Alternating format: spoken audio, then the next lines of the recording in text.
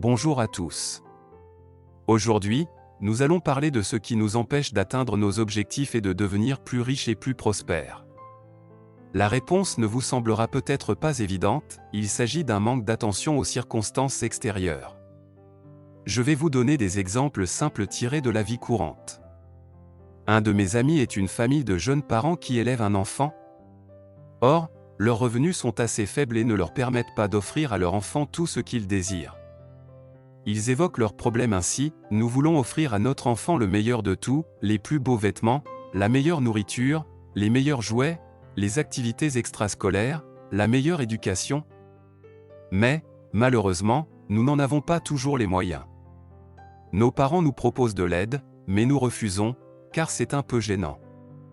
Et là, mes amis, je leur pose une question précise: quel est votre véritable objectif? Réponse: que mon enfant soit bien et reçoive l'éducation nécessaire. Alors, peut-être vaut-il mieux mettre de côté leur fierté et apprendre à accepter avec gratitude l'aide extérieure des grands-parents. Ces personnes n'ont qu'à regarder autour d'elles, prendre conscience de leur chance, d'avoir de bons proches, des grands-parents aimants et attentionnés. Il n'est pas nécessaire de prendre un deuxième. Un troisième emploi ne fera que réduire le temps passé avec l'enfant et aura l'effet inverse. Pour son bien-être, il est important d'apprendre à pardonner les insultes, à accepter l'aide des autres, de ses proches. Les grands-parents aussi en ont besoin, ils ressentent le besoin d'apporter une aide matérielle, et cela leur fera plaisir. Ne refusez jamais l'argent ou l'aide de vos parents, car un refus ne fait que les vexer et les offenser.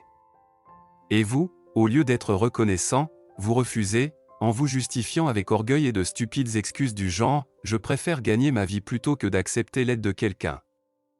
L'objectif est unique, le bien-être de l'enfant. Alors, peut-être devriez-vous être plus attentif aux opportunités et aux ressources dont vous disposez dès le départ? Parfois, les gens, comme aveugles, ne s'en rendent pas compte. Un de mes amis se plaignait un jour qu'acheter un appartement dans la capitale était tout simplement irréaliste, que les prix de l'immobilier avaient explosé et continuaient d'augmenter, qu'il ne gagnerait jamais assez pour son mètre carré. Il ne lui restait plus qu'à louer. Mais moi, connaissant cette personne, sachant qu'elle ne venait pas d'une région reculée et que ses parents vivaient en banlieue de cette même ville. En banlieue, les prix sont certes moins élevés qu'en ville, mais ils ne sont pas aussi bas que dans les régions rurales. Je lui ai répondu, sans ambages: tu ne vois vraiment pas les opportunités qui s'offrent à toi. Ta situation n'est pas aussi mauvaise que celle des autres. Tu pourrais vendre une partie de ta propriété dans une petite ville, en contractant un petit prêt immobilier, pour le reste, environ 10 à 20%, t'acheter un logement dans la capitale. Et cela ne te prendrait qu'un an ou deux d'économie. Mais tu continues à te plaindre. Parfois, nous ne voyons pas les opportunités objectives qui s'offrent à nous. En ratant les opportunités que la vie nous offre, nous préférons volontairement nous lamenter plutôt que d'agir. L'argent n'est pas la seule composante de votre capital. J'irais même jusqu'à dire que c'est la pire. Les connaissances, les compétences et les aptitudes peuvent facilement être converties en argent, si on le souhaite. Par exemple, j'ai dû assister à une conférence scientifique internationale dont l'inscription était assez onéreuse.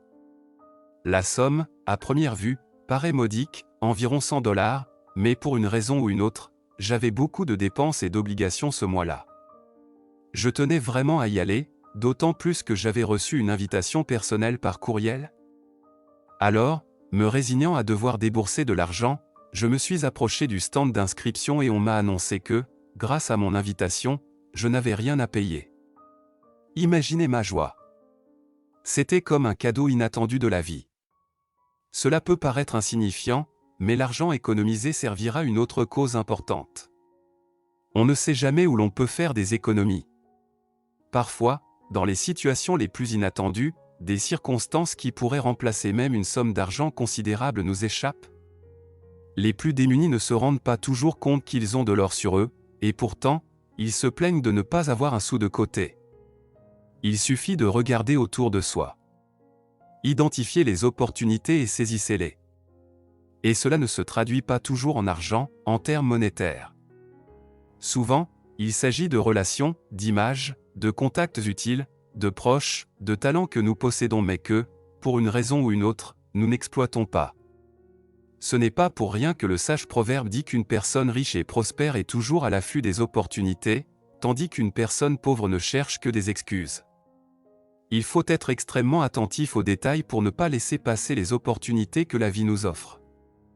Et c'est inévitable, la vie nous offre régulièrement des centaines, voire des milliers de chances, que la plupart d'entre nous ne parviennent pas à saisir, absorbés par le quotidien. Ils ont du mal à faire la part des choses. De plus, il est bon de se rappeler que tout ne se mesure pas uniquement en argent. L'amour, la famille et les relations authentiques ne s'achètent pas.